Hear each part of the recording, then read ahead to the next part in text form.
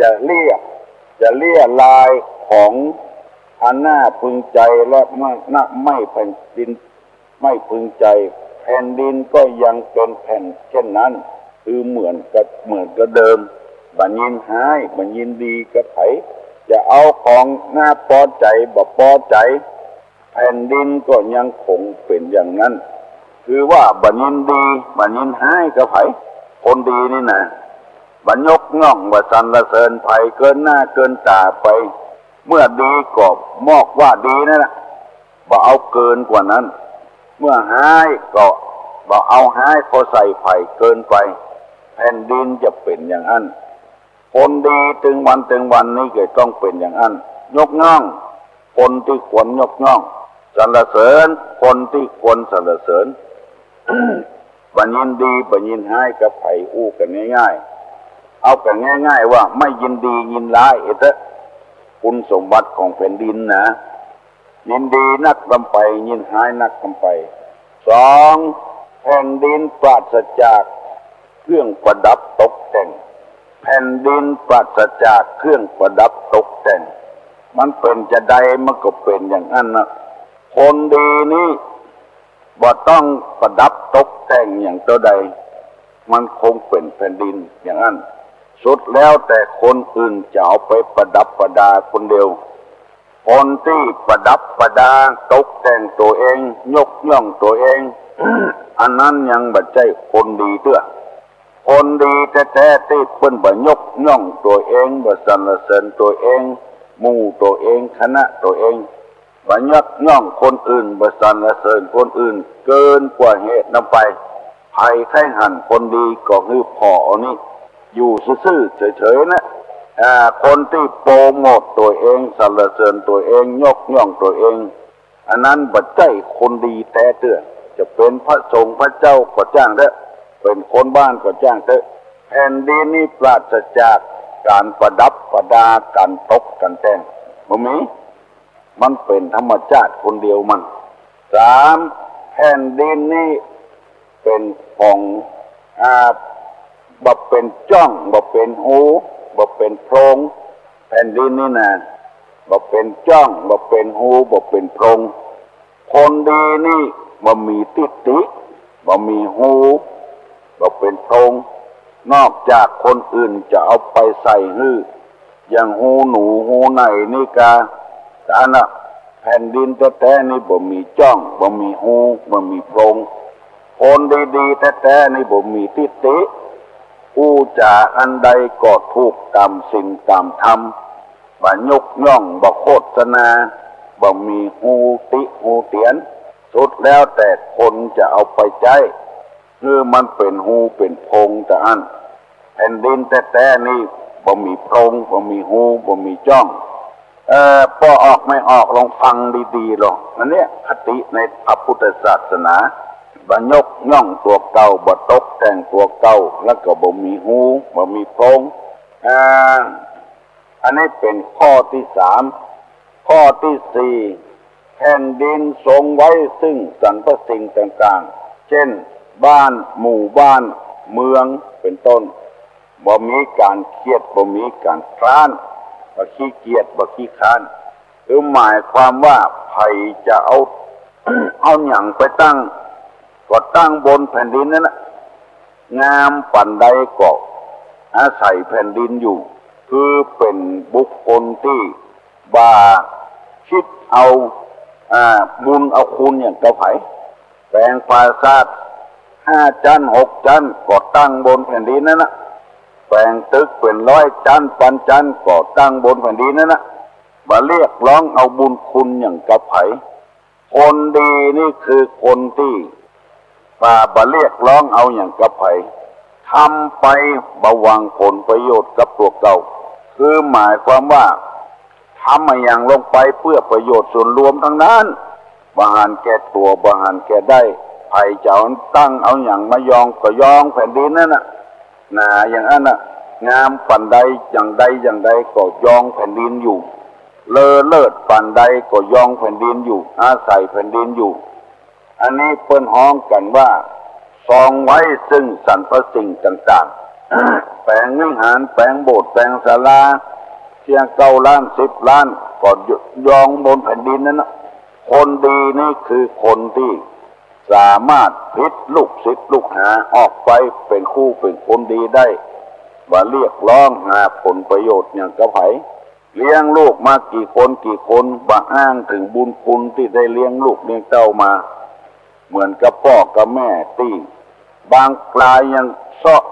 ที่บ้านที่จองให้นายสาโทไว้ให้ลูกโดยแถม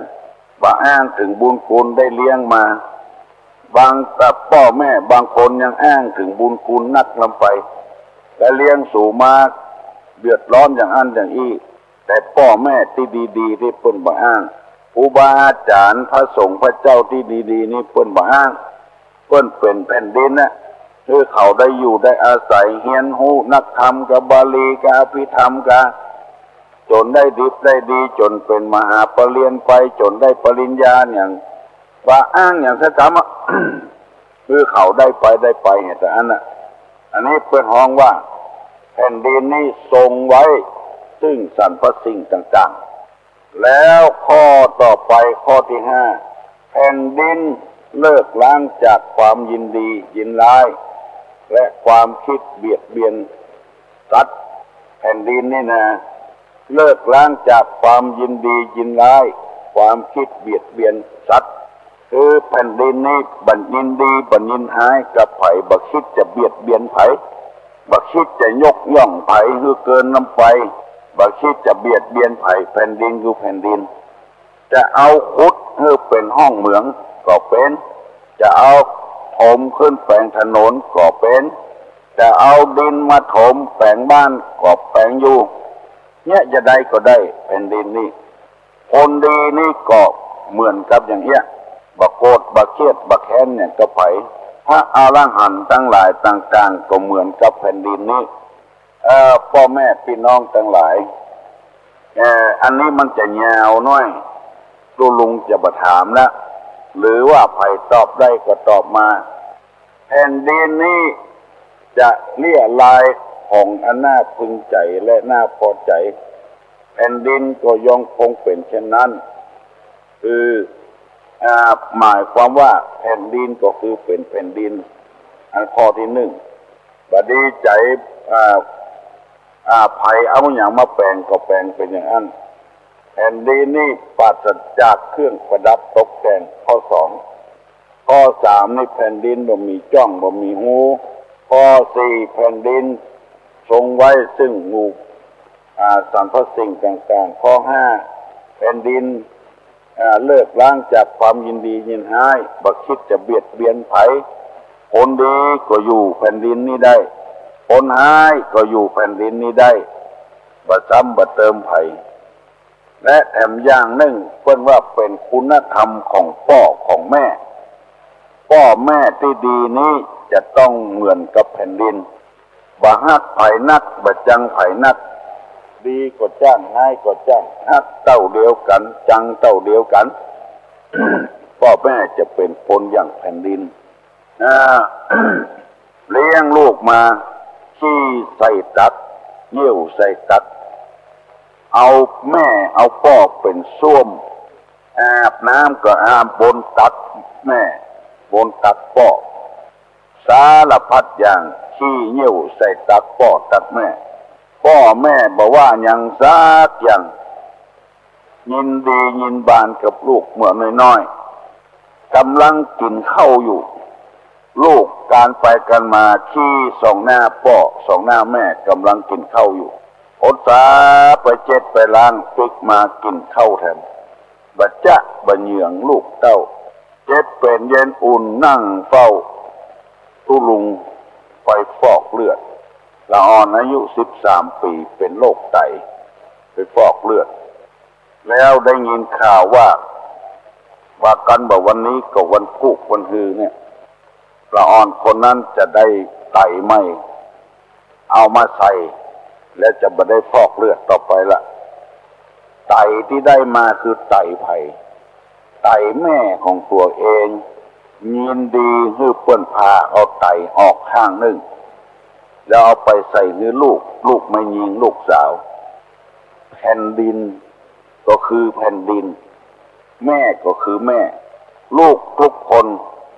เกิดออกมาจะเป็นโจรหูจะเป็นรัฐมนตรีบุงูที่ใส่ตักแม่เงี้ยวใส่ตักแม่ตักป่อโดยตักป่อตักแม่โดยยอมทุกสิ่งเพื่อลูกฮื้อกำเนิดมาทุกสิ่งทุกอย่างแล้วไตก็ฮื้อแล้วตับก็ฮื้อแล้วเส้นเลือดไขมันก็ฮื้อลูกกูอย่างแล้วเวลานี้ลูกจะผ่าตัดเอาไตใหม่เขาใส่แม่ก็ยอมฮื้อเพิ่นผ่าบริจาคไตตัวเก่าแถมแก่นหนึ่งเอาฮื้อลูกสาวอันนี้ที่นำมาเสนอเพื่อฮื้อเฮาทั้งหลายเปรียบเทียบคนที่เป็นลูกเป็นเต้าของพ่อของแม่ถึงเพิ่นจะเป็นขี้เหล้าเมายาคนเล่นการพนันบดีจะใดก็คือพ่อคือแม่คือเปรียบกับแผ่นดินนายกเมื่อบ้านบ่ได้ประดับประดาธงชาติธงอย่างสักอย่างบ้านแม่ก็ต้อนรับอย่างเก่าอย่างเดิมนะคือบ่ยกย่องบ่สรรเสริญอย่างสักอย่างเฮานี่จะเอารัฐมนตรีมาตัดลูกนิมิตประดับประดาปูเสื้อปูสาด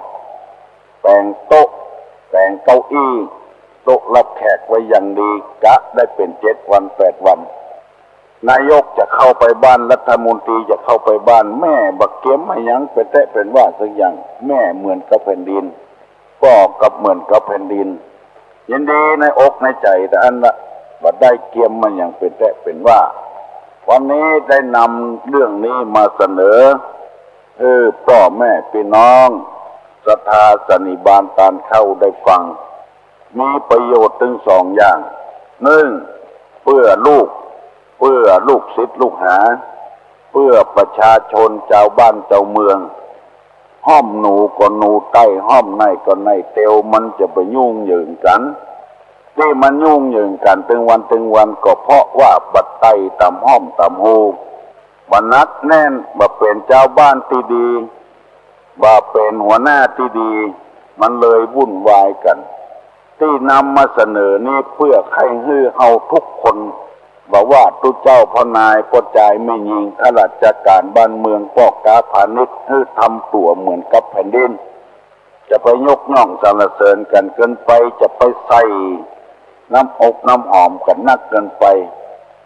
ทำตัวอย่างแผ่นดินนะขี้ใส่ก็ได้เยี่ยวใส่ก็ได้เอามาแปลงที่อยู่ที่นอนก็ได้เอามาปั้นเป็นพระพุทธรูปเอาไว้ศาสตร์ก็ได้กูยังมีเงินก็ฮื้อเปิ้นฮู้เปิ้นเข้าใจอย่าประตูกระเสียงมีตะใดอวดฮื้อเปิ้นมีเครื่องประดับประดาตะใดก็มาประดับประดานักเกินไปบ่ทำเป็นตัวเป็นดินเป็นไม่ย่าไม่ยิงก็ควรฮักงวนสงวนตัวไว้ปกปิดของที่บ่ควรปกปิด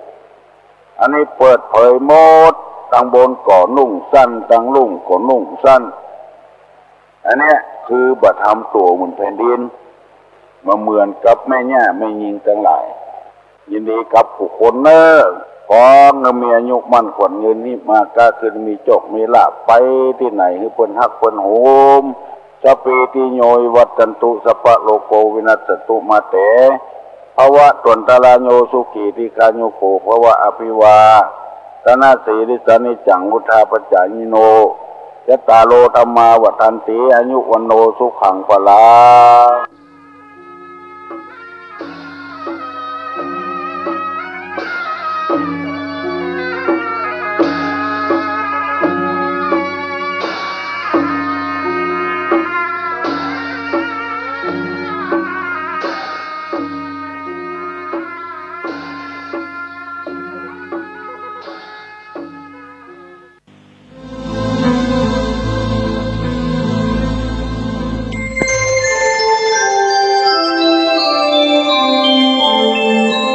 ขณะนี้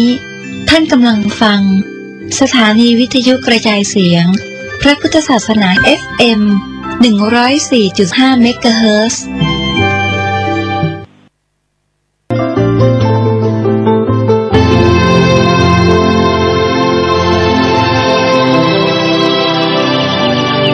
วันนี้เป็นวันพระ ขอเรียนเชิญพุทธศาสนิกชนทุกท่านมากลั่นจิตให้ใสกลั่นใจให้เป็นบุญด้วยการให้ทานรักษาศีลและเจริญจิตภาวนาน้อมจิตให้เข้าถึงพระรัตนตรัย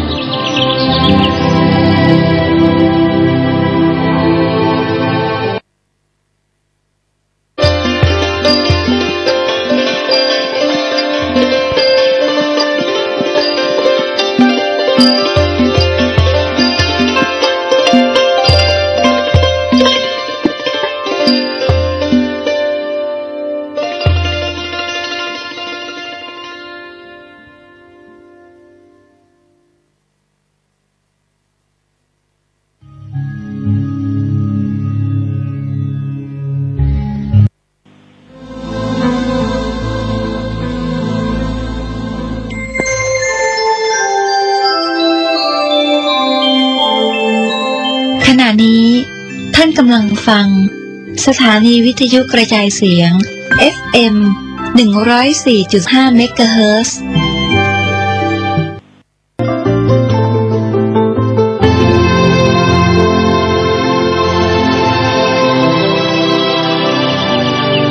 วันนี้เป็นวันพระขอเรียนเชิญพุทธศาสนิกชนทุกท่านมากลั่นจิตให้ใสกลั่นใจให้เป็นบุญด้วยการให้ทานรักษาศีลและเจริญจิตภาวนาน้อมจิตให้เข้าถึงพระรัตนตรัย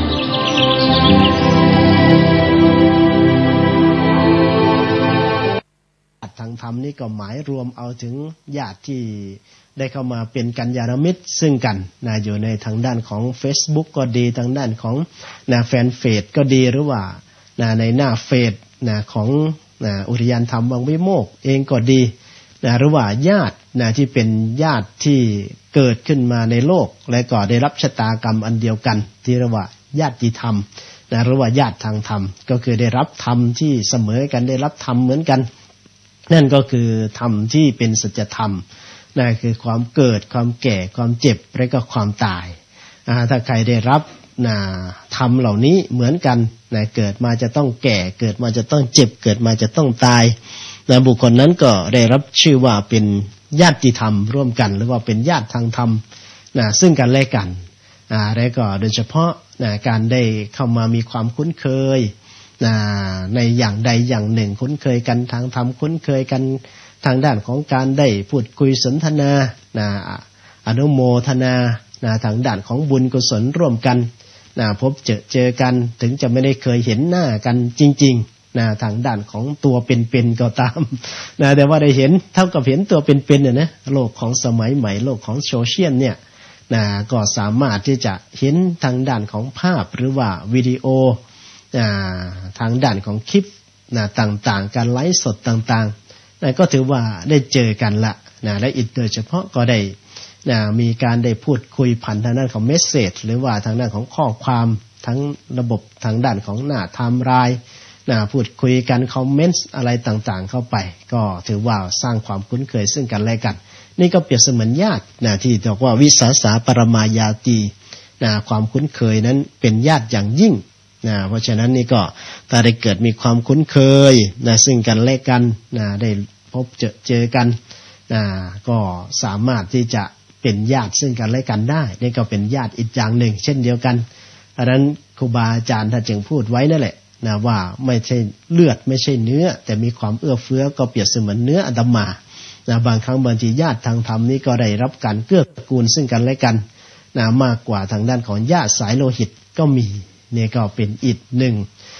ทางด้านของช่องทางที่เราจะได้ร่วมเข้ามาเป็นญาติซึ่งกันและกันและว่าเป็นญาติธรรมในกันอีกหนึ่งช่องทางแล้วก็ในโลกสมัยใหม่นี่ก็เป็นเรียกว่าเป็นโอกาสดีของเราท่านทั้งหลายเรามาจึงได้โพสต์หรือว่าเขียนเอาไว้ว่าปัจจุบันนี้ได้บุญง่ายๆแค่ปลายนิ้วซึ่งเราก็ได้ยินภาษิตกันอยู่เป็นประจำว่าการให้ทำเป็นทานชนะการให้ทานทั้งปวงดังนั้นถ้าเราชาวFacebook ของเราหรือว่าสมาชิกกัลยาณมิตรซึ่งอยู่ในหน้าของขึ้น9335เข้ามาแล้วก็เอาบุญอยากจะให้ทำเป็นทานกันก็กดไลค์กดแชร์หรือว่าเข้ามาเผยแพร่ร่วมกันพระพุทธศาสนา เข้ามาอนุโมทนาหรือว่าอยากจะได้บุญง่ายๆก็อนุโมทนาร่วมกันบางทีก็ขึ้นมาเปิดไปก็เห็นโยมไปทำบุญตรงนั้นตรงนี้เดี๋ยวนี้เราก็สามารถที่จะอนุโมทนาสาธุอนุโมทนาบุญร่วมกันได้ตัวนี้ก็หรือว่าเป็นปัตตานุโมทนาไมยอนุโมทนาไมยร่วมกัน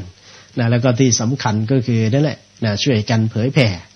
บทธรรมไม่ว่าจะเป็นธรรมพุทธภาษิตไม่ว่าจะเป็นการแชร์ทางด้านของการไลฟ์สดอะไรต่างๆของครูบาอาจารย์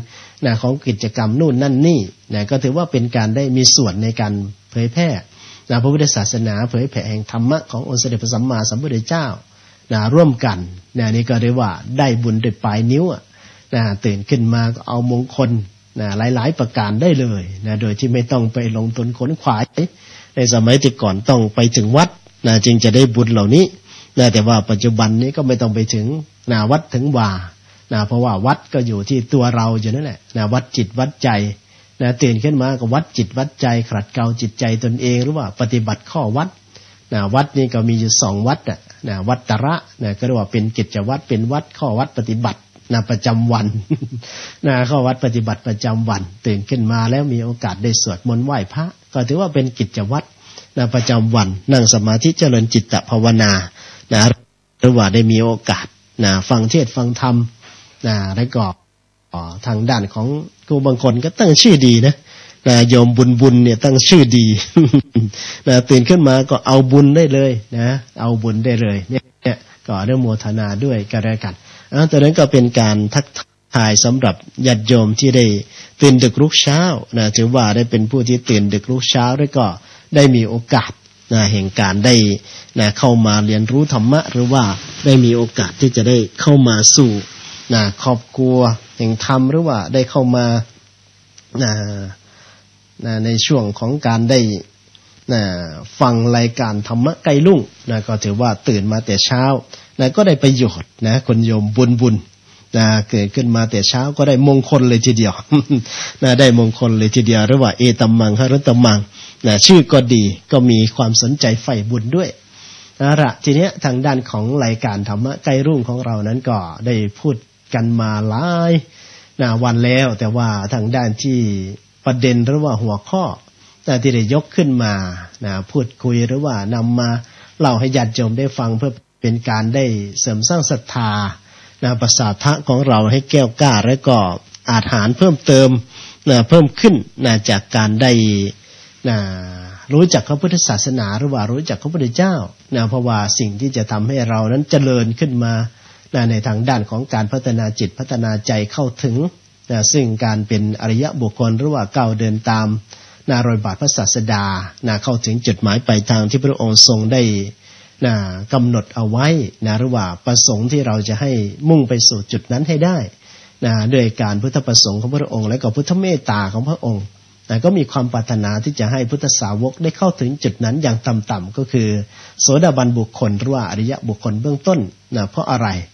เพราะนั่นคือสิ่งที่จะป้องกันอันตรายของเราทั้งหมดคนยะคนโยมหนึ่งเลยก็คือการจะปิดประตูอบายถ้าเข้าถึงกระแสแห่งโสดาบันถือว่าเป็นกลุ่มเราที่เป็นนิยโตเป็นผู้เที่ยงแท้สัมโพธิปริยโนจะได้ผู้ที่จะได้รู้ตามพระพุทธเจ้าแน่นอนหรือว่าจะเป็นผู้ที่ได้ตรัสรู้แน่นอนจะบอกตรัสรู้ก็ได้ถึงจะแม้ก็ได้ว่ารู้ตามพระพุทธเจ้าเป็นการตรัสรู้ตามพระพุทธเจ้าเป็นการรู้ตามพระพุทธเจ้านั่นก็เป็นทางด้านที่เราเมื่อได้มีโอกาสได้เข้ามาศึกษาหลักธรรมเหล่านี้แล้วทีนี้ถ้าเราที่บอกว่าถ้ามีศรัทธาหรือว่ารู้จักพระพุทธเจ้ารู้จักพุทธศาสนามากขึ้น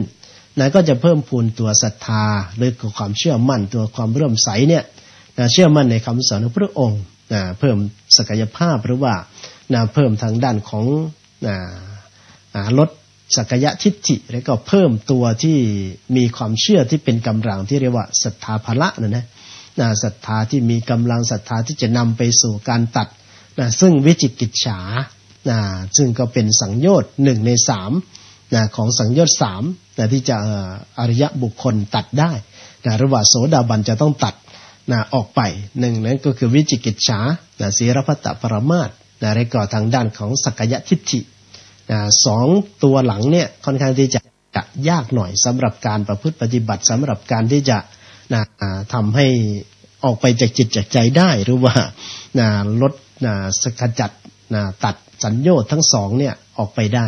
แต่ว่าตัวแรกก็คือตัววิจิกิจฉาเนี่ยค่อนข้างที่จะง่ายหน่อยก็คือต้องอาศัยตัวศรัทธานี่แหละถ้าเรารู้ว่าโอ้เนี่ยพระพุทธเจ้า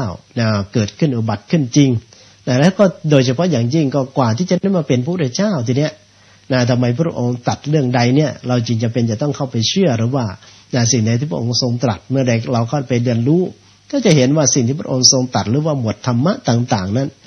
มันเป็นจริงทุกอย่างคนยากคนโยมพระพุทธเจ้าเนี่ยเป็นบุคคลตรัสเรื่องใดก็เป็นหนึ่งเพียงสถานเดียวไม่มีสองไม่ว่าจะเป็นการพยากรณ์ไม่ว่าจะเป็นการตรัสเรื่องของธรรมะก็มีความสมบูรณ์นะมีความสมบูรณ์เรียกว่าใครก็ไปแย้งไม่ได้ขัดไม่ได้อย่างเช่นคำว่าพระพุทธเจ้าบอกสุขโขปุญญสะอุจจโยการสะสมซึ่งบุญจะนำมาซึ่งความสุขนี่แหละเราก็จะเห็นว่าถ้าเราสะสมเรื่องของบาปทีเนี้ยเราไปฆ่าสัตว์ตัดชีวิตเราไปลักขโมยเราไปทะเลาะเบาะแว้งเราไปก่อการที่ผิดศีลนี่คนนี้คนโยมเราก็จะเห็นว่าความเดือดร้อนความวิปฏิสารก็จะตามมาทันทีการขึ้นลงขึ้นศาลจับนู่นจับนี่อะไรต่างๆเราก็จะเห็นนะว่ามีการกระบวนการจับคดีการขายยาอาชญากรรมอะไรกันต่างๆเยอะแยะมากมายไปเบียดเบียนสัตว์อื่นบุคคลอื่นให้เขาได้รับความทุกข์ความเดือดร้อนอย่างน้อยๆเราก็เกิดมาก็อาจจะเป็นโรคเป็นภัยทั้งในปัจจุบันและก็อนาคตข้างหน้าก็จะเป็นลังแห่งโลกตัวนี้เนี่ยเราก็จะเห็นได้อย่างชัดเจนละในคำสอนในคำตรัสขององค์สมเด็จพระสัมมาสัมพุทธเจ้าของเราก็จะทำให้เรานั้นหมดตัววิจิกิจฉาลงไปได้เมื่อเราไปพิจารณาทางด้านของหลักธรรมคำสอนก็จะเห็นว่าสิ่งที่พระองค์ทรงตรัสนั้นเป็นจริงทุกประการไม่ว่าจะเป็นในหมวดธรรมไหนก็ตามแม้แต่ในเรื่องของการประพฤติปฏิบัติโดยเฉพาะหลักที่จะนำไปสู่การขัดเกลาซึ่งจิตซึ่งใจไปสู่การปฏิปทาที่จะนำไปสู่ของความหลุดพ้นในเรื่องของโทสะโมหะราคะโทสะโมหะนั่นก็คืออริยมรรคมีองค์8ตัวนี้นี่ได้พูดอยู่เป็นประจำว่าทางด้านของนักวิทยาศาสตร์เอาระดับซุปเปอร์บิ๊กของวิทยาศาสตร์เลยนะแนวหน้าที่เป็นนักวิทยาศาสตร์ที่ได้รับการยอมรับทั้งโลกเลยก็ว่าได้นั่นก็คือทางด้านของอัลเบิร์ตไอน์สไตน์ผู้ที่สนใจทางด้านของศาสนาเช่นเดียวกันซึ่งตัวเขาเองนั้นเขาก็ปฏิเสธโดยตลอดว่าตัวเขาเองเป็นคนที่ไม่มีศาสนาก็คือเอาวิทยาศาสตร์ของเขานั่นแหละเป็นศาสนาของเขาเป็นที่พึ่งของเขาเป็นพวกประจักษ์นิยมไม่ได้เชื่ออะไรง่ายๆแต่เมื่อมีโอกาสได้เข้าไปศึกษาทางด้านของพระพุทธศาสนาแล้วบุคคลนี้เราเป็นคนที่เขียนยกย่องพระพุทธศาสนาและก็ยกให้พระพุทธศาสนานี่เป็นศาสนาของจักรวาลเลยทีเดียวก็เรียกว่า cosmic religion เป็น cosmic religion เป็นศาสนาของจักรวาลไม่ใช่ศาสนาของโลกเพียงอย่างเดียวนะแสดงว่ามีความเข้าใจไม่ใช่ of the world แต่ว่าเป็น the religion cosmic religion เพราะฉะนั้นนี่ก็แสดงว่าอัลเบิร์ตไอน์สไตน์เนี่ยมีความเข้าใจละว่าพระพุทธเจ้าเนี่ยเป็นบรมครูของเทวดาและก็มนุษย์ทั้งหลายไม่ใช่แค่เป็นบรมครูของมนุษย์เพียงเท่านั้นไม่ใช่ศาสนาของโลกมนุษย์เพียงเท่านั้นแต่เป็นศาสนาของจักรวาลเลยทีเดียวไม่ว่าจะเป็นเทวดาไม่ว่าจะเป็นอินทร์พรหมยมยักษ์ถ้าได้มีโอกาสได้ฟังธรรมพระพุทธเจ้าศึกษาหลักธรรมพระพุทธเจ้าก็สามารถที่จะเข้าถึงธรรมได้สามารถที่จะบรรลุธรรมได้เทวดาได้ฟังธรรมก็สามารถที่จะบรรลุธรรมได้พรหมได้ฟังธรรมก็สามารถที่จะบรรลุธรรมได้ยกเว้นเหล่าสัตว์เดรัจฉานเพียงเท่านั้นที่จะไม่สามารถที่จะเข้าถึงธรรมขององค์สมเด็จพระสัมมาสัมพุทธเจ้าของเราเนี่ยก็เป็นทางด้านของตัวยืนยันตัวหนึ่งว่าทางด้านของนักวิทยาศาสตร์เหล่านี้ก็ศึกษาโดยละเอียดและก็ศึกษาอย่างถูกตรงจึงได้กล่าวว่าศาสนาพุทธของเราเนี่ยเป็นศาสนาของจักรวาลเลยทีเดียวอะไรทีนี้ที่บอกว่าถ้าเราจะให้มีความเข้าใจหรือว่าได้มีความศรัทธาเพิ่มขึ้นก็ต้องไปรู้จักพระพุทธเจ้าให้มากขึ้นการรู้จักพระพุทธเจ้าให้มากขึ้นนั้นก็ไม่ใช่ว่ารู้จักแค่ว่าการพระพุทธเจ้าของเราเนี่ย นะเกิดมาก็เป็นเจ้าชายสิทธัตถะเกิดที่กรุงกบิลพัสต์นะประสูติที่กรุงกบิลพัสต์นะประสูติในสวนลุมพินีซึ่งอยู่ในระหว่างนะกรุงเทวหนครกับกรุงกบิลพัสต์นะรู้เท่านี้ก็ถือว่าเป็นการดีนะแต่ว่าบางผู้บางคนเนี่ยไม่รู้เลย นะว่าองค์เสด็จพระสัมมาสัมพุทธเจ้าของเราเป็นลูกเต้าเราใครมาจากไหนประวัติมีความเป็นมาอย่างไรอันนี้ก็ยังไม่รู้เลยขนาดประวัติของพระองค์ในภพชาติปัจจุบันและก็กว่าที่จะได้มาเป็นพระพุทธเจ้านะไม่ใช่เป็นได้ง่ายๆไม่ใช่ด้วยการแต่งตั้งนะเพราะฉะนั้นเนี่ยในปัจจุบันนี้เราจึงบางครั้งบางทีเนี่ยเราถึงกับลืมพระพุทธเจ้าไปเลยนะเราพยายามที่จะสร้างพระพุทธเจ้าองค์ใหม่ขึ้นมาสร้างครูบาอาจารย์ขึ้นมาแทนพระพุทธเจ้าศรัทธาครูบาอาจารย์มากกว่าศรัทธาพระพุทธเจ้าก็มีจนลืมพระพุทธเจ้าลืมบทธรรมพระพุทธเจ้าไปแล้วก็ไปหยิบเอาเฉพาะครูบาอาจารย์บอกว่าครูบาอาจารย์กล่าวไว้อย่างนี้ครูบาอาจารย์เป็นคนค้นพบทฤษฎีนั้นทฤษฎีนี้โดยที่ไม่รู้ไม่ไปคิดว่าครูบาอาจารย์ของเราที่มาประพฤติปฏิบัติธรรมได้เข้ามาสู่แวดวงพระพุทธศาสนาได้บวชเนี่ยบวชถวายไข่บวชในศาสนาของผู้ใดและจะมาค้นพบทฤษฎีของตนเองได้อย่างไร อาจจะพบเทคนิคใหม่ๆนะแต่มันก็ไม่ใหม่อะไรหรอกเพราะว่าเรื่องของการประพฤติปฏิบัติแม้แต่เรื่องของกรรมฐานเนี่ยพระพุทธเจ้าก็ตรัสไว้ตั้ง40กรรมฐานหรือว่าทางด้านของโบราณอาจารย์หรือว่ารูปแบบทฤษฎีพระพุทธเจ้าท่านก็ตัดไว้ชัดเจนเลยว่าจะปฏิบัติอย่างไรจะเอาสมถะนำหน้าหรือว่าจะเอาวิปัสสนานำหน้าหรือว่าจะปฏิบัติควบคู่กันไปก็สามารถที่จะปฏิบัติได้ในทุกๆอย่างว่าเราจะปฏิบัติอย่างไรจะปฏิบัติเอาทางด้านของวิปัสสนานำหน้าก็ได้เอาสมถะตามหลังก็ได้จะสมถะนำหน้าวิปัสสนาตามหลังก็ได้หรือว่าจะปฏิบัติไปด้วยพร้อมกันก็ได้ที่จะทำให้จิตเกิดความสงบหรือว่าการพิจารณาธรรมในการประพฤติปฏิบัติสติปัฏฐาน4ก็มีเทคนิควิธีการทั้ง40วิธีการก็มีโดยสมบูรณ์ในลักษณะอย่างเนี้ยมันก็ไม่ออกนอกแนวไปกว่านี้แหละถ้าเป็นการประพฤติปฏิบัติตรงนะเป็นการประพฤติปฏิบัติที่ถูกต้องและปฏิบัติตามทฤษฎีต่างๆอาจจะมีรูปแบบเทคนิควิธีเฉพาะขึ้นมาอย่างเช่นยุบหนอพองหนอหรือว่าอรสัมมาอรหังหรือว่าพุทโธอะไรต่างๆเนี่ยก็ล้วนแต่อยู่ในรูปแบบทฤษฎีที่พระองค์ทรงได้ตรัสเอาไว้แล้วทั้งนั้นแหละนั้นจึงบอกว่ามีความสมบูรณ์ทางด้านของพระธรรมที่พระองค์ทรงตรัสเนี่ยมันสมบูรณ์แล้วเป็นสวากขาแต่ธรรมเป็นธรรมที่พระองค์ทรงตรัสไว้ดีแล้วเทคนิควิธีการต่างๆก็ล้วนแต่สมบูรณ์ถ้าเรานำไปปฏิบัติถึงแม้ว่าในยุคสมัยปัจจุบันจะมีครูบาอาจารย์ที่เพิ่มเทคนิคอะไรขึ้นมาในเป็นรูปแบบของคนไทยนิดๆหน่อยๆเนี่ย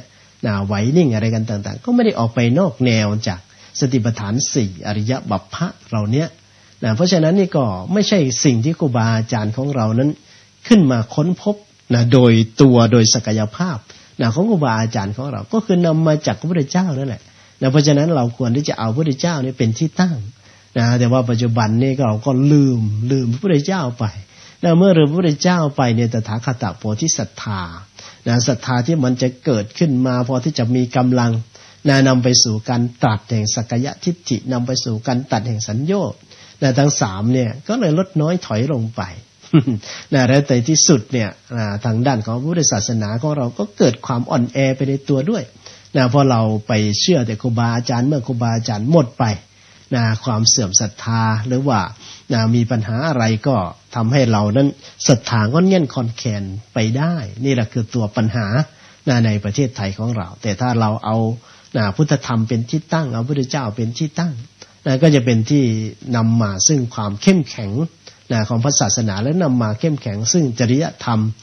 คุณธรรมในจิตในใจของเราด้วยคนยะคนยอเพราะฉะนั้นก็เลยว่าเนี่ย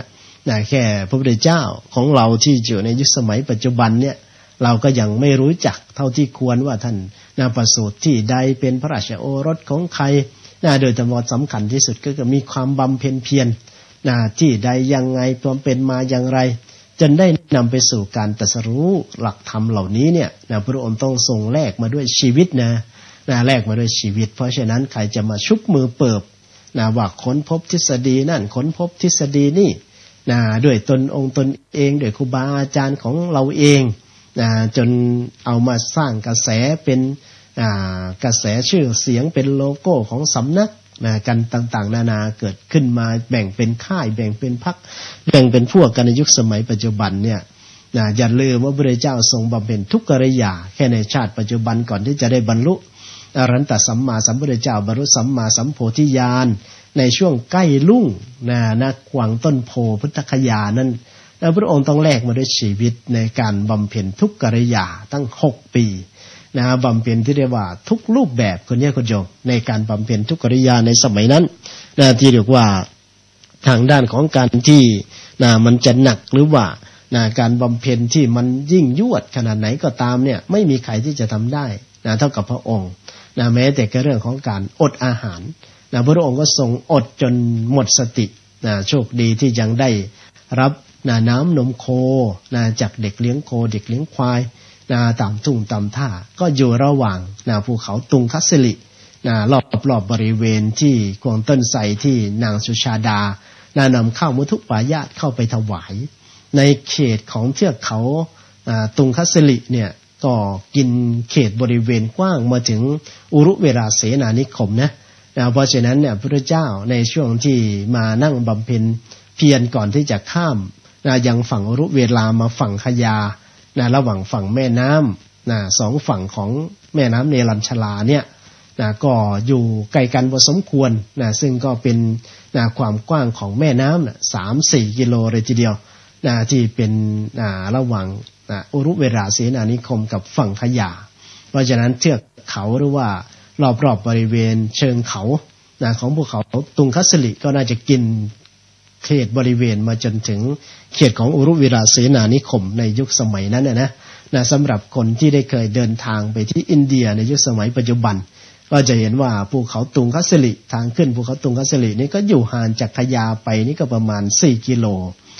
ถ้าเป็นทางรถนะถ้าเป็นทางเท้าก็อยู่ประมาณ3 กิโลส่วนทางด้านของอุรุเวราเสนานิคมหรือว่าทางด้านของหมู่บ้านของนางสุชาดา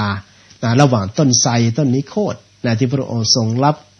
ถาดทองคำพร้อมข้าวมุทุปายาตของนางสุชาดาซึ่งนำมาแก้บนตัวนี้ก็เป็นสิ่งที่น่าสนใจเลยคนนี้คนโยมบางครั้งบางทีเราก็เกิดความสงสัยนะในสมัยแต่ก่อนก็เกิดความสงสัยว่านางสุชาดาเนี่ยอยู่ที่อุรุเวราเสนานิคมอุรุเวราเสนานิคมนี่อยู่ติดทางด้านของขยาซึ่งอยู่ในเขตรัฐวิหารทั้งสองในยุคสมัยปัจจุบันก็อยู่ในรัฐวิหารแต่ทางด้านของนางสุชาดาเนี่ยทำไมจึงมีประวัติไปโผล่อยู่ที่หนึ่งหรือว่าไปปรากฏอยู่อีกที่หนึ่งก็คืออยู่ที่เมืองพาราณสีในช่วงที่พระองค์ทรงตรัสรู้ใหม่ๆแล้วก็ได้เดินทางขึ้นไปโปรดปัญจวัคคีย์ในยุคนั้นสมัยนั้นในพรรษาแรกๆในพรรษาแรกเลยแหละไม่ใช่พรรษาแรกๆเพียงอย่างเดียวพรรษาแรกเลยที่พระองค์ทรงได้มีการพักช่วงฤดูฝนถึงจะยังไม่ได้มีการบัญญัติพระวินัยให้ทางด้านของพระภิกษุได้อยู่จำพรรษาในช่วงฤดูฝนก็ตามเพราะว่าวินัยในการบัญญัติในช่วงของการอยู่จำพรรษาเนี่ยก็ผ่านล่วงเลยมาหลายปีพอสมควรพระองค์จึงตรัสเมื่อมีเหตุของการได้พูดโจทย์ขานกันขึ้นมาตำหนิพระภิกษุในยุคนั้นสมัยนั้นว่าทางด้านของกุรบุตรสักยบุตรนี่นะก็คือพระของเราเนี่ยยังมีการจาริกสัญจรในช่วงของหน้าฝนทำให้เกิดปัญหาเหยียบเข้ากล้าเหยียบพืชต่างๆของชาวไร่ชาวนาเกิดความเสียหายได้ก็เป็นเรื่องที่ลำบากแม้แต่ทางด้านของพวกพ่อค้ากองเกวียนก็หยุดการเดินทางกันในช่วงนั้นเพราะเป็นเรื่องที่ลำบากเวียนไปไม่ได้บ้างเกิดน้ำท่วมบ้างก็ประกันหยุดพักแรมค้างแรมจนกว่าจะหมดฤดูฝนนักบวชต่างๆก็หยุดในการเดินทางกันในช่วงนั้นแต่ว่าพระของเรานี่ขยันทำงานออกเผยแผ่พระศาสนาเดินจาริกลอนแรมไปกันในที่ต่างๆไม่ยอมหยุดคนนี้คนโยมไม่หยุดพอพระของเรานี่มีความขยันอยู่แล้วโดยเฉพาะจิตเราพระอริยเจ้าที่มีความเมตตาอยากจะให้คนรู้เข้าใจในธรรมท่านก็จาริกเผยแผ่พระศาสนาจาริกรอนแรมไปที่ต่างๆคามาคามันจเรจระคามาคามังจากบ้านสู่บ้าน จากเมืองสู่เมืองนคเรนคารางจากนครสู่นครนู่นไปนครนี่จาริกไปเรื่อยจนทำให้ทางด้านของชาวบ้านได้ติฉินนินทาพระพุทธเจ้าจึงได้บัญญัติพระวินัยขึ้นมาเพื่อเป็นการสมควรและก็สะดวกและก็เป็นช่วงที่พระได้อยู่ในกับที่ไม่ได้มีโอกาสจาริกลอนแรมไปไหนมีโอกาสได้ศึกษาหลักพระธรรมเพราะว่าการเดินทางไกลๆเนี่ยพระพุทธเจ้าก็ได้ตัดโทษเอาไว้อยู่ว่าถ้าภิกษุชอบเดินทางไกลร้อนแรมไปโน่นมานี่ก็โอกาสที่จะได้นั่งสมาธิเจริญจิตภาวนาก็น้อยโอกาสที่จะได้ศึกษาหลักธรรมก็น้อยถ้าอยู่กับสำนักอยู่กับวัดอยู่กับวาก็จะได้มีโอกาสท่องบนสาธยายทางด้านของหนังสือศึกษาค้นคว้าตำรับตำราฝึกฝนอบรมทางด้านของสมาธิได้ง่ายขึ้นได้สะดวกขึ้นในลักษณะอย่างนี้เพราะฉะนั้นนี่ก็ทางด้านของการประพฤติปฏิบัติก็จะดีขึ้นดังนั้นถ้าใครได้เคยเดินทางไปที่ทางด้านของประเทศอินเดียก็จะเห็นว่าทางด้านของอุรุเวลาเสนานิคมเองก็ตามและก็ทางด้านของขยาเองก็ตามเนี่ยก็อยู่ที่รัฐวิหารหรือว่าอยู่ที่ไกลกันพอสมควรกับเมืองพาราณสีตำนานแห่งฝั่งแม่น้ำคงคาอันศักดิ์สิทธิ์ของเรานะแต่ว่าปรากฏในช่วงที่พระองค์ทรงไปจำพรรษาหรือว่าโปรดปัญจวัคคีย์อยู่ที่ป่าอิสิกวัฏรายวันเนี่ยปรากฏชื่อของนางสุชาดาอยู่ณที่ตรงนั้นและก็เป็นทางด้านของแม่ของยศกุลบุตรนั่นเอง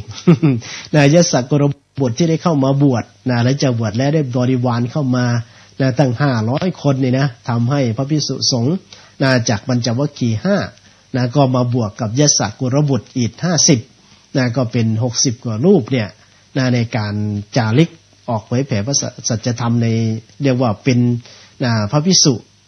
นักเผยแผ่รุ่นแรกเป็นเหล่าพระอรหันต์รุ่นแรกที่พระองค์ทรงจาริกออกไปเผยแผ่พระสัจธรรมที่ได้มีการตรัสว่าภิกษุทั้งหลายเธอจึงจาริกไปทางจาริกไปเพื่อเป็นการเผยแผ่พระสัจธรรมเผยแผ่หลักธรรมคำสอนให้งามในเบื้องต้นงามในทางกลางแล้วก็งามในที่สุดเนี่ยก็ได้มอบบัญชาทางด้านของภิกษุกลุ่มแรกกลุ่มนี้แหละทางด้านของอัญญาโกฏัญญะเมื่อได้บรรลุธรรมออกพรรษาหรือว่าสิ้นสุดทางด้านของฤดูฝนในสมัยนั้นอัญญาโกฏัญญะก็เดินทางกลับยังกรุงกบิลพัสโดยทันทีจนทำให้ทางด้านของพระประยุรญาติของพระพุทธเจ้าได้รับทราบข่าวว่าพระพุทธเจ้าเนี่ยบรรลุธรรมแล้วบรรลุเป็นอรหันตสัมมาสัมพุทธเจ้าแล้วแต่บางคนก็ยังเกิดความสงสัยเกิดความแคลงใจอยู่ว่าใช่หรือไม่ใช่จริงหรือไม่จริงจนในที่สุดพระเจ้าสุโธทนะก็ได้มีการส่งทูตเชิญเสด็จแต่ว่าส่งไปเมื่อไหร่ก็ไปบวชกับพระพุทธเจ้าหมดแล้วก็ไม่กล้าที่จะทูลเสด็จพระพุทธเจ้ากลับยังกรุงกบิลพัสเสียทีหนึ่งจนในที่สุดก็ได้รับอาสาจากทางด้านของพราหมณ์ผู้ใหญ่เรียกว่าผู้ที่เป็นปราชญ์ในยุคนั้นสมัยนั้นที่กรุงกบิลพัสได้อาสาที่จะไปเองถึงแม้ว่าเจ้าสุโธทนะนี่จะเสียดายแล้วก็กลัวว่าพราหมณ์ผู้นี้จะไปบวชตามพระพุทธเจ้าอีกเนี่ยแต่ว่าพราหมณ์ผู้นี้นี่ก็ตั้งใจไว้แล้วล่ะ ตั้งใจไว้แล้วว่าจะไปบวชนะแต่ก็ยังให้คำมั่นสัญญาแก่พระเจ้าสุโธทนะว่าถ้าถึงอย่างไรก็ตามเนี่ยถึงจะไปบวชก็ตามไปแล้วเกิดความศรัทธาในธรรมพระพุทธเจ้าจนสละการออกบวชก็ตามเนี่ยก็จะทูลเสด็จพระพุทธเจ้าให้กับกรุงกบิลพัสให้ได้ว่าอย่างนั้นนะก็ยังให้คำมั่นสัญญาอยู่นี่เราก็จะเห็นว่าแล้วระหว่างเมืองพาราณสีกับอุรุเวลานี่อยู่ไกลแล้วนางสุชาดาไปถึงนู่นได้อย่างไรแล้วทำไมจึงได้กลับมาแก้บนก่อนที่พระพุทธเจ้าจะตรัสรู้เนี่ยจึงได้มาแก้บนก็แสดงว่านางนี้บนเอาไว้นานแล้วที่อุรุเวลาเสนานิคมจนได้สิ่งที่ปรารถนาตามสิ่งที่บ่นนั่นแหละหรือว่าสิ่งที่ไปขอซึ่งก็เป็นประเพณีของอินเดียเขาคนนี้ก็จะเป็นประเพณีที่สืบทอดกันมาจนถึงยุคสมัยปัจจุบันเราก็จะเห็นเด็กสาวหรือว่าบุคคลที่ต้องการอะไรก็ยังไปกวาดต้นไม้กวาดบริเวณต้นไม้มีการนำเครื่องเส้นบูชาไปอ้อนวอนขออะไรสิ่งต่างๆกับต้นไม้กับอะไรอยู่เป็นประจำจนถึงยุคสมัยปัจจุบันก็ถือว่าเป็นประเพณีอย่างหนึ่งของ ชนชาวอินเดียเลยทีเดียวก็ว่าได้โดยเฉพาะเด็กหนุ่มเด็กสาวก็จะไปอ่อนวอนขอพรหรือว่าขอสิ่งศักดิ์สิทธิ์กันในต้นไม้เหล่านี้แหละนางสุชาดานั้นก็เช่นเดียวกันในต้นไทรหรือว่าต้นนิโครธซึ่งอยู่จากห่างจากบ้านของนางสุชาดาไปก็ไม่ไกลก็ประมาณกิโลเศษนะเกือบ2 กิโลถ้าเราเดินด้วยทางเท้าตัดลัดทุ่งนาไปก็ไม่ไกล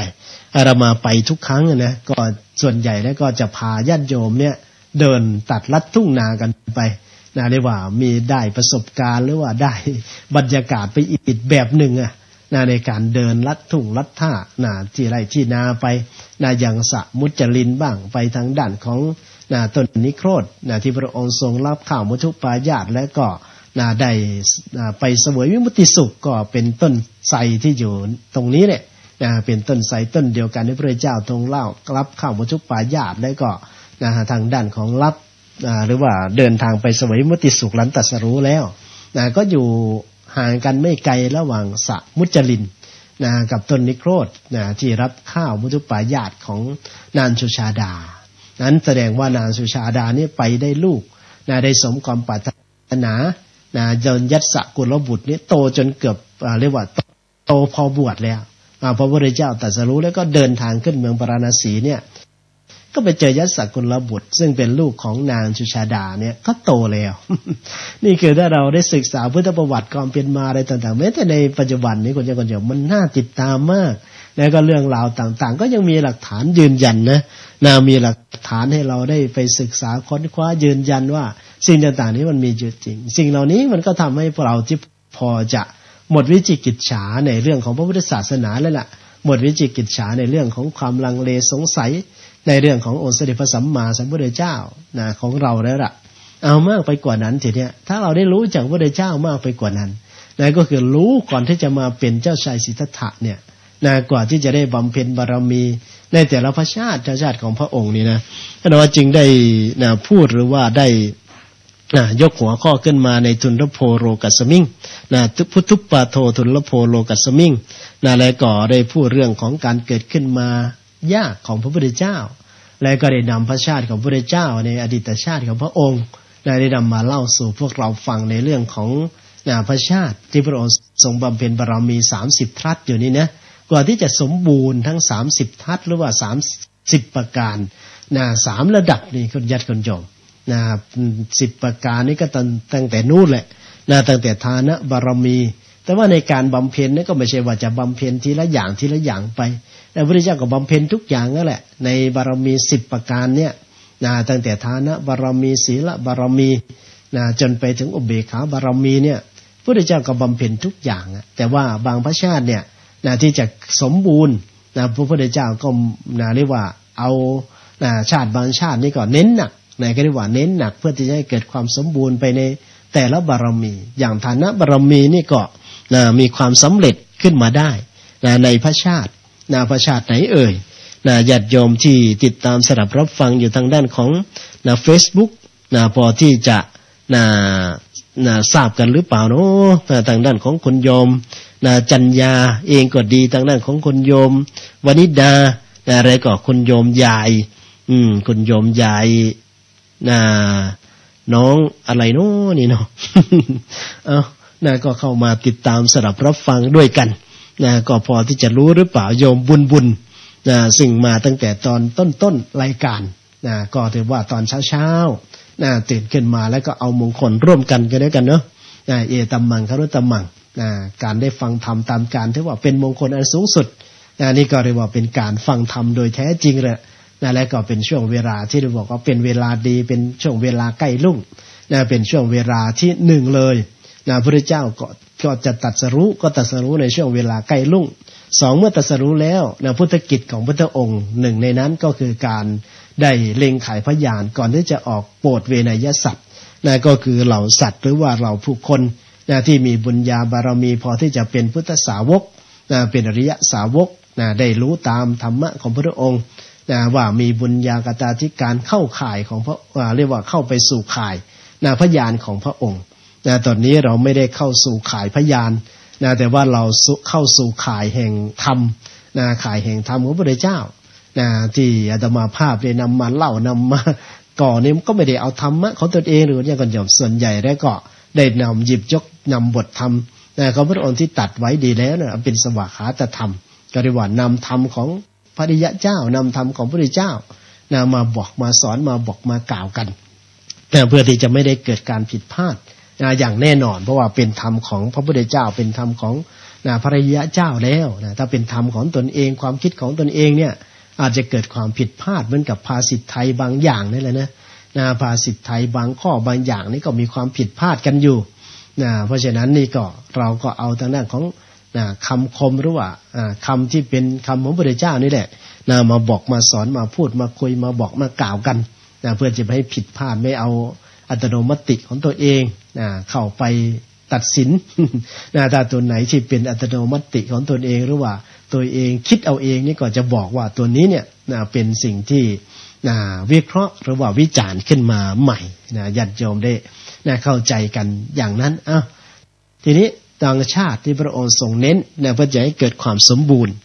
อย่างเช่นทางด้านของฐานะบารมีเนี่ยพระองค์ก็ไปเน้นในยุคสมัยที่เป็นเกิดเป็นพระเวสสันดรเนี่ยนะพระเวสสันดรนี่ก็เกิดขึ้นมาในท้องตลาดเกิดขึ้นมาไม่ได้เกิดอยู่ในปราสาทราชวังนะเกิดในตลาดเกิดในชุมชนเลยพอเกิดมาแล้วก็แบมือขอเงินแม่แต่ไม่ได้ไปขอไปซื้อขนมขอไปเล่นเหมือนกับลูกหลานบ้านเราแต่ว่าขอที่จะให้ทานคิดดูว่าจิตใจของพระโพธิสัตว์พระโพธิสัตว์เกิดมาเนี่ยขอในการที่จะให้ทานเลยทีเดียวส่วนในชาติที่ได้นำมาเล่าแล้วก็ไม่จบเสียทีวันนี้ก็คงจะไม่ได้เล่าต่อไปอีกแล้วล่ะนะในเรื่องของเตมิยะกุมารเพราะว่าดูเวลาแล้วก็ใกล้จะหมดเวลาอีกแล้วคนโยมตัวนี้ก็อยู่ในช่วงของเวลา4:46 นาทีก็ในทุกๆวันในช่วงของท้ายรายการก็เปิดโอกาสให้ญาติโยมได้มีการโทรกันเข้าไปที่จะได้โทรเข้าไปแจ้งผลการรับฟังหรือว่าจะพูดเติมเสริมเต็มทางด้านของตำหนิติชมรายการกันได้ในช่วงท้ายๆของรายการนี้ก็ยกโยบไม่ว่าจะฟังอยู่ทางด้านของ 104.50 เมกะเฮิรตซ์ตำบลสุเทพอำเภอเมืองจังหวัดเชียงใหม่รายการเป็นอย่างไรบ้างหรือว่าเสียงเป็นอย่างไรบ้างโดยเฉพาะวันนี้ก็ถือว่าเป็นการออนไลน์แบบสมบูรณ์ออนไลน์แบบสมบูรณ์ก็คือทั้งที่อุทยานธรรมวิโมกข์ที่ต้นสถานีหลักหรือว่าศูนย์ผลิตรายการหลักนี้ก็รับเชื่อมลิงก์ไปจากหน้าของ Facebook คลื่นความมั่นคง9335เหมือนกันเหมือนกันตอนนี้นี่ก็ช้าพอๆกันเรียกว่าช้า2ต่อ2ทอดอุทยานธรรมวิโมกข์ก็รับต่อจากหน้าของ Facebook ถ้าเป็นไปได้หรือว่าก็คงจะเป็นไปยากหน่อยแล้วเนาะเพราะว่าบางสถานีนี่ก็ตั้งระบบโปรแกรมอัตโนมัติเอาไว้หรือว่าญาติโยมที่ฟังอยู่ทางด้านของสถานีวิทยุที่มี Facebook ฟังผ่านทางด้านของมือถืออยากจะได้ชมทั้งภาพและก็เสียงก็เข้าไปกันได้ก็เดียวก็จบเข้าไปที่ Facebook แล้วก็พิมพ์ชื่อค้นหาส่งมาก็ได้ก็จะได้ตอบรับญาติโยมไปเพื่อจะขึ้นในหน้าทำลายวันต่อไปก็ไม่ต้องไปค้นหากันนั่นก็คือคลื่นชื่อของคลื่นความมั่นคงชื่อคลื่นความมั่นคงพุทธ93คลื่นความมั่นคงพุทธ93พิมพ์แค่นี้ก็จะเห็นระหว่างพิมพ์อุทยานธรรมวิโมกข์ก็จะมีหลายหน้าหน่อยสำหรับหน้าอุทยานธรรมวิโมกข์ถ้าเป็นหน้าเว็บเฟซแล้วก็เป็นหน้าเพจก็หรือว่า Facebook ก็มีอยู่ทั้งหน้าอุทยานธรรมวิโมกข์ตรงหรือว่าโยมบางท่านก็มีความหวังดีหรือว่าหวังดีประสงค์ร้ายก็ยังไม่รู้ แล้วก็สร้างเพื่อจะเอาไว้แชร์กิจกรรมของอุทยานธรรมวิโมกข์ไปด้วยก็มีเพราะฉะนั้นนี่ก็เราก็เข้าไปติดตามผ่านทางด้านของหน้า Facebook กันได้ก็สามารถที่จะทักทายผ่านเป็นทางด้านของข้อความคุณโยมแจ่มจันทร์พางามตื่นเด็กลูกเช้าก็เอามามงคลด้วยกันอาตมาจึงบอกว่าถึงจะเข้ามากันนาที2นาทีหรือว่าบางผู้บางคนก็มีโอกาสเข้ามานั่งฟังเป็นชั่วโมง เรียกว่าเสียสละอินเทอร์เน็ตเสียเงินบางครั้งบางทีเสียเงินค่าอินเทอร์เน็ตแล้วก็สูญเสียเปล่าไม่ได้อะไรกลับมาได้แต่ความได้เพลิดเพลินกับการใช้แต่ถ้ามานั่งฟังธรรมะก็จะได้ทั้งความปัญญาเรียกว่าได้ปัญญาสะสมปัญญาบารมีเพิ่มสร้างศรัทธาเพิ่มขึ้นได้รู้เรื่องราวของพระพุทธเจ้ารู้เรื่องราวแห่งพุทธศาสนาในฐานะการเป็นชาวพุทธวันแรกอาจจะเข้ามาฟังได้ได้แค่เสี้ยววินาทีวันต่อไปบารมีเราก็จะเพิ่มขึ้นจากศรัทธาบารมีเรียกว่าเพิ่มเรียกว่าบำเพ็ญสัตทินรีขึ้นเรื่อยๆวันนี้ได้1วินาทีวันหน้าก็ได้2วินาทีวันต่อไปก็ได้3ได้4ได้5เอาไปเอามาก็อาจจะอยู่ได้เป็นชั่วโมงเช่นเดียวกันเอาหมายเลขโทรศัพท์ที่คนโยมสามารถจะติดต่อสื่อสารเข้าไปกันได้นะตอนนี้เพื่อจะแจ้งผลการรับฟังหรือว่าพูดเติมเสริมเต็มติชมรายการกันได้ก็ที่หมายเลขโทรศัพท์081 356 8550 081 356 8550คุณโยมที่ติดตามสดับรับฟังอยู่ทางด้านของ Facebook อยากจะโทรเข้าไปมากกว่าส่งข้อความก็สามารถโทรเข้ามาร่วมรายการกันได้นะเข้ามาพูดเสริมเติมเต็มหรือว่าติชมรายการหรือว่าพูดคุยผ่านทางด้านของผู้ฟังที่กำลังฟังอยู่ทางด้านของสถานีวิทยุกำลังเชื่อมลิงก์สดๆกันอยู่ในขณะนี้ก็2สถานีด้วยกันก็คือ104 2สถานี2จังหวัด104.50 เมกะเฮิรตซ์ที่อำเภอพลทองอำเภอพลทรายพูดอำเภอเขาผิดอยู่เรื่อยพอพูดทีไรก็นึกถึงแม่สุบินก็ไปที่บ้านพลทองอยู่เรื่อยตำบลพลทรายอำเภอน่าจะเป็นอำเภอพลทรายเขาอภัยอำเภอพลทรายจังหวัด101ของเรานี่แหละ104.50 เมกะเฮิรตซ์วัดบ้านปะคูนและก็ที่ 104.50 เมกะเฮิรตซ์เช่นเดียวกันที่ตำบลสุเทพอำเภอเมืองจังหวัดเชียงใหม่ส่วนทางด้านของ Facebook ไลฟ์ก็สามารถติดตามสำหรับรับชมได้ทั้งคลื่นความมั่นคง9335และก็ที่ของอุทยานธรรมบางวิโมกข์สำหรับผู้ตื่นดึกลุกเช้าก็เข้ามาเอามงคลด้วยกันถึงจะเข้ามาทีละนิดทีละหน่อยเพิ่มเติมเสริมอินทรีย์กันไปทีละนิดทีละน้อยในทางด้านของสัตทินทรีย์บางผู้บางคนก็มีอินทรีย์แก่กล้า สามารถที่จะได้นั่งฟังกันทั้งจบรายการก็มีเพราะฉะนั้นนี่ก็เวลานี้ก็สามารถที่จะเข้าไปหรือว่าโทรกันไปได้ที่หมายเลขโทรศัพท์081 356 8550 081 356 8550หรือว่าพิมพ์ข้อความผ่านทางด้านของ Facebook ไลฟ์ก็ได้ส่วนทางด้านของแม่สุบินนี่ก็อยู่ทางด้านของหน้าไลน์แต่ก็ไม่ได้ใช้ทางด้านของการไลฟ์สดทางด้านของไลน์กลุ่มก็ว่าก็ควรจะใช้กันทุกช่องทางเลยตอนนี้ ในวันต่อไปอนุโมทนาที่อนุเคราะห์ว่าตำบลอะไรตำบลท่าหาดยาวเนาะก็อยู่ใกล้ๆข้ามคลองหาดยาวไปเนี่ยข้ามแม่น้ำมูลไปก็ยังลืมว่าตำบลอะไรตำบลท่าหาดยาวอำเภอพลทองพลทรายเนี่ยตำบลพลทรายอำเภอพลทรายจังหวัด101นั่นก็เป็นทางด้านของสถานีวัดบ้านปาคูนของเราซึ่งก็เป็นสถานีที่มีผู้ฟังอยู่เป็นจำนวนมากเลยทีเดียวเพิ่งจะจัดงานทางด้านของการทำบุญสถานีหรือว่าครบรอบการก่อตั้งสถานีท่านผู้ฟังก็ได้ไปร่วมในการก่อตั้งกองทุนหนุนกองทำกันเอาไว้เป็นจำนวนมากเลยทีเดียวก็อนุโมทนากับทุกคนทุกท่านที่เห็นความสำคัญทางด้านของการเผยแผ่ความทุ่มเทของท่านพระครูเจริญพรจากไหนเนาะนี่เนาะเชียงใหม่ค่ะเชียงใหม่เนาะเห็นจ้าช้างเผือกค่ะอาจารย์อยู่ช้างเผือกจ้าทำไมตื่นดึกลุกเช้ามาฟังกันแต่เช้าได้ทุกวันเลยละโยมเนี่ยฟังค่ะลูกเดี๋ยวมาตี 3:30นะคะอาจารย์ตื่นตั้งแต่ตี 3:30เลยเนาะค่ะก็มาลูกนั่งสมาธิแล้วก็ฟังอาจารย์อยู่อะค่ะอ๋อสาธุสาธุตื่นเช้ามาก็ได้มงคลแต่เช้าสาธุอนุโมทนานะอา อาจารย์เนี่ยถามอาจารย์ว่าดึงวันนี้ถ้าเขานั่งสมาธินี่เขานั่งกี่ชั่วโมงนี่คือมันเพ่งพุ่งมันแบบบอกพอดีอะค่ะอาจารย์กี่ชั่วโมงจึงพอดีก็ความพอดีของสมาธิเนี่ยไม่เกี่ยวกันกับชั่วโมงไม่กี่ชั่วโมงโยมนะแล้วแต่เวลาเรามีเวลามากก็นั่งมากมีเวลาน้อยก็นั่งน้อยเอาเวลาที่เรามีเป็นหลักนะเอาสาธุนะทำงานนะสาธุสาธุค่ะอาจารย์สาธุเพราะว่าการประพฤติปฏิบัติเนี่ยพระพุทธเจ้าเนี่ยไม่ให้เราสันโดษคนคนโยมยิ่งได้นั่งได้มากเท่าไหร่ก็ยิ่งดีมันจะเป็นสมาธิหรือไม่เป็นก็นั่งไปเถอะ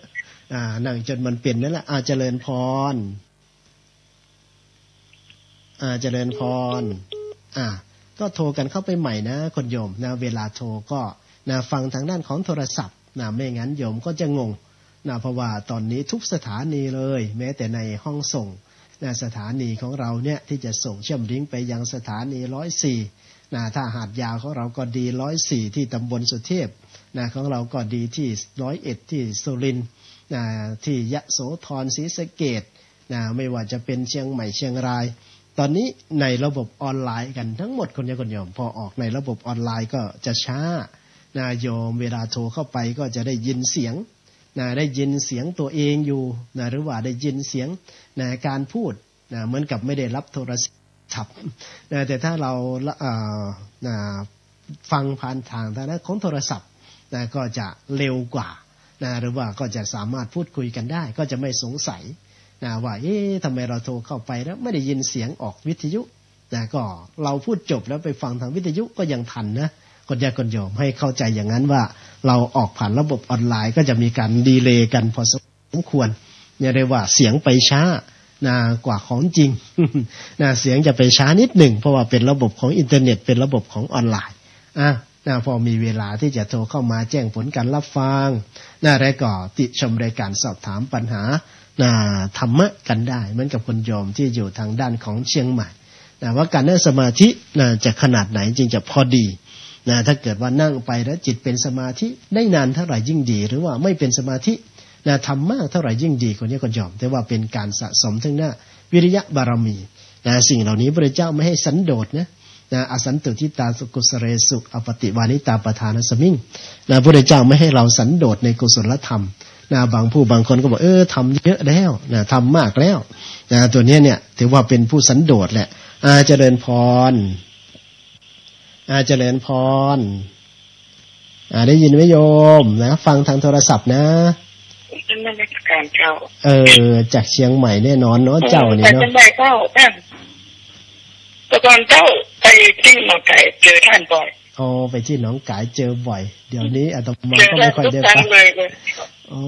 ยอมอยู่ไหนเนาะจึงไปหนองคายเนาะอยู่อำเภอหนองคายเจ้าอยู่อำเภออะไรเนาะคนโยมอำเภอสันทรายค่ะอยู่สันทรายเนาะสันทรายก็อยู่ฝั่งทางด้านของไปนอนค้างที่หนองคายเลยไปนอนค้างที่หนองคายเลยสันทรายนี่ไกลพอสมควรนะก็อนุโมทนาฟังแล้วได้ประโยชน์ไหมโยมเจ้าฟังแล้วได้ประโยชน์ที่ฟังได้ทุกคืนค่ะฟังทุกคืนเนาะตื่นแต่เช้าตื่นแต่เช้าก็ได้บุญแต่เช้าก่อนอนุโมทนาสาธุด้วยนะแล้วนมัสการค่ะสาธุโยมจากสันทรายสันชายเชียงใหม่ก็เรียกว่าแต่ก่อนก็มีธุระหรือว่าได้ไปจัดกิจกรรมเพื่อที่จะสร้างเป็นต้นแบบเอาไว้ที่วัดหนองกายไม่ว่าจะเป็นงานมาฆบูชาไม่ว่าจะเป็นการสวดมนต์ข้ามปีงานปีใหม่ตอนนี้นี่ก็ทางด้านของท่านพระครูประเสริฐนะว่าท่านพระครูสมุประเสริฐนี่ก็ถือว่าก้าวหน้าไปได้ไกลพอสมควรแล้วล่ะตอนนี้กิจกรรมที่วัดหนองกายของเราก็ยังมีเป็นปกติต่อเนื่องแต่เนื่องจากว่าความอยู่ไกลกันก็ส่งเฉพาะเสียงไป แล้วก็อยู่ในปัจจุบันที่สถานการณ์ก็ไม่ค่อยที่จะปกติทางด้านของบ้านเมืองเท่าไหร่แต่ก็ไม่ได้เกี่ยวกับทางธรรมเราเท่าไหร่มากมายนักหรอก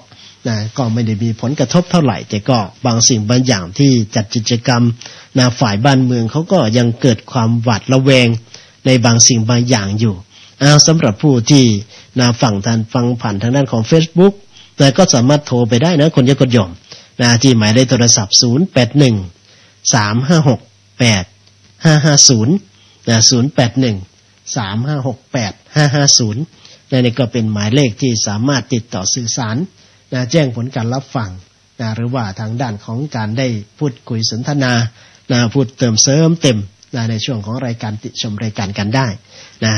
ก็สามารถโทรไปได้เจริญพรกราบนมัสการค่ะจากไหนเนาะจากคนบ้านเบิดค่ะจากคนบ้านเบิดเนี่ยบ้านเบิดนี่ฟัง104แน่นอนฟังได้จะถามพระอาจารย์ฟังได้เนาะมีอะไรที่จะพูดเสริมเติมเต็มบ้างเนาะจากคนบ้านเบิดนี่เนาะโยมก็มีอยู่ค่ะพระอาจารย์แต่ว่าจะกราบนมัสการถามพระอาจารย์ว่าแทนที่เราคือโยมไม่ได้สวดหรอกนั่นใช่ค่ะคือชินบัญชรนี่โยมก็ฟังกรณีที่แบบว่าทำไมต้องคือดูเหมือนว่าจะศักดิ์สิทธิ์มากกว่าพระพุทธคุณพระธรรมคุณพระสังฆคุณที่ซ้ำไปฟังดูแล้วมันออกในทางที่ค่อนข้างที่จะมันมากเกินไปจนโยมคิดว่า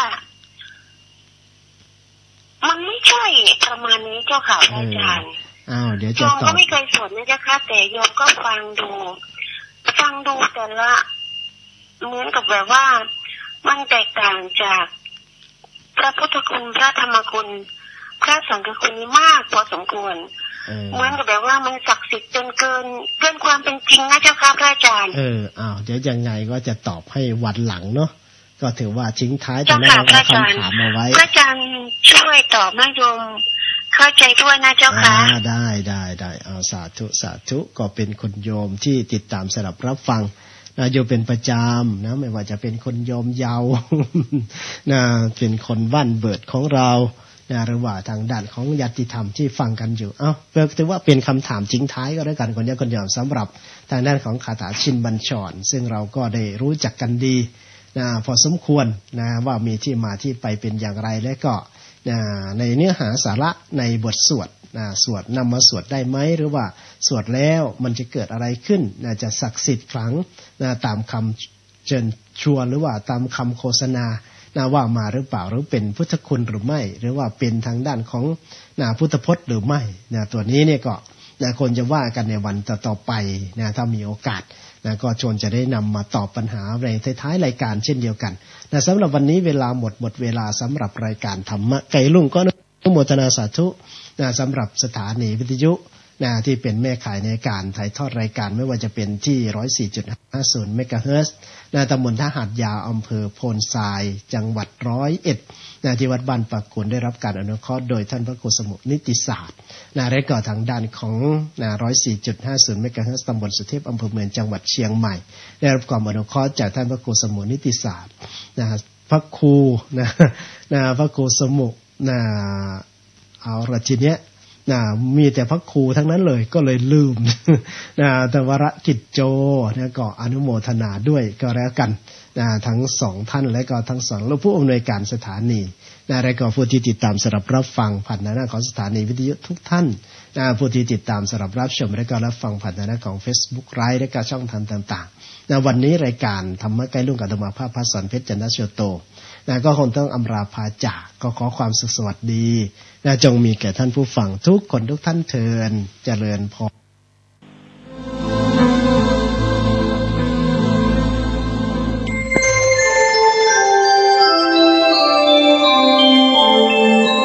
ขณะนี้ท่านกำลังฟังสถานีวิทยุกระจายเสียง FM 104.5 เมกะเฮิรตซ์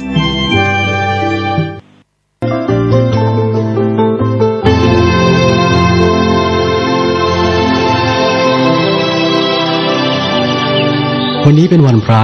ขอเรียนเชิญพุทธศาสนิกชนทุกท่านมากลั่นจิตให้ใสกลั่นใจให้เป็นบุญด้วยการให้ทานรักษาศีลและเจริญจิตภาวนาน้อมจิตให้เข้าถึงพระรัตนตรัย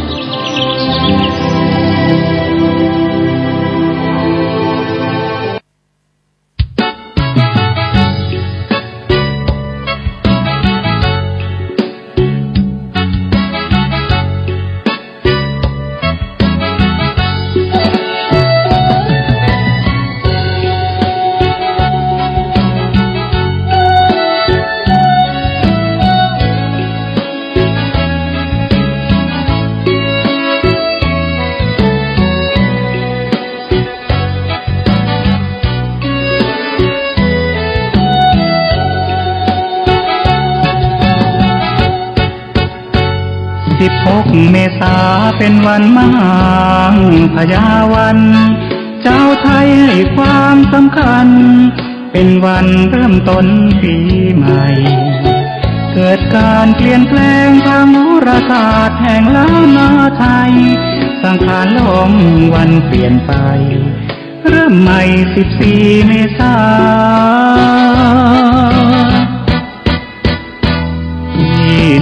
25 ปีนับตั้งแต่นี้ต่อไปสภาวัฒนธรรมเชียงใหม่ให้พี่น้องไทยหูกันทั่วหน้า15 วันเอาเว้นงานมงคลระวังวาจาพญาวันสากล้าวเกษาเสริมบุญญาสง่าราศีวันสังขารลมจากนี้14 เมษาวันเอาพญาวันถัดมา17 เมษาเป็นวันปากปีมหาราชครู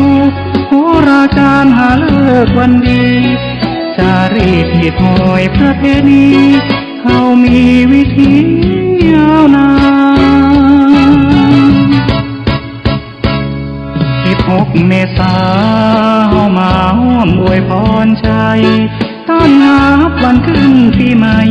ยินชื่นใจเล่นน้ำสงกรานต์ตักบาตรทำบุญครอบครัวอบอุ่นได้พบหน้ากันชาวไทยทั่วโลกสุขสันต์ฉลองสงกรานต์สักข้าวดำหัว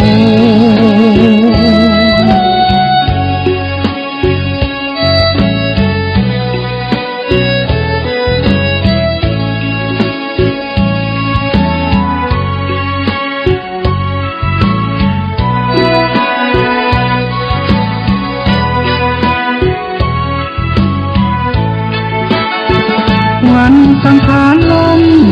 จากนี้14 เมษาวันเอาพญาวันถัดมา17 เมษา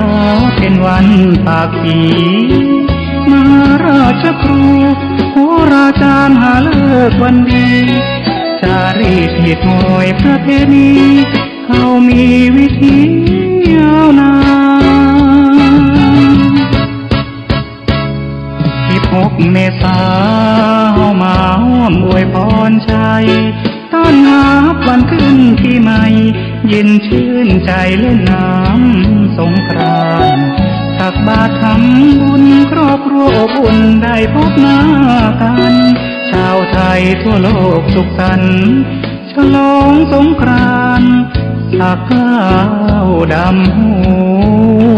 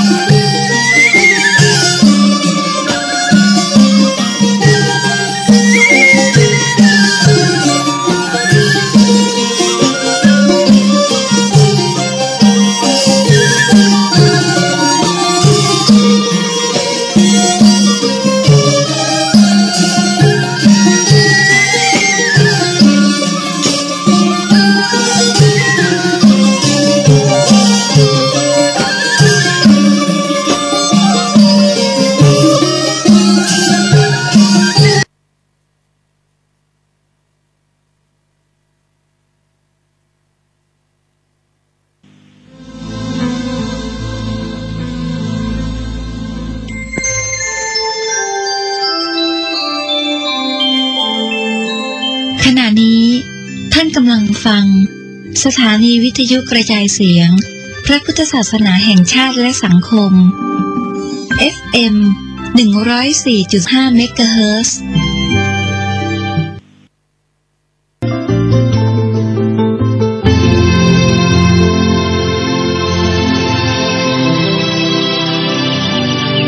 วันนี้เป็นวันพระขอเรียนเชิญพุทธศาสนิกชนทุกท่านมากลั่นจิตให้ใสกลั่นใจให้เป็นบุญด้วยการให้ทานรักษาศีลและเจริญจิตภาวนา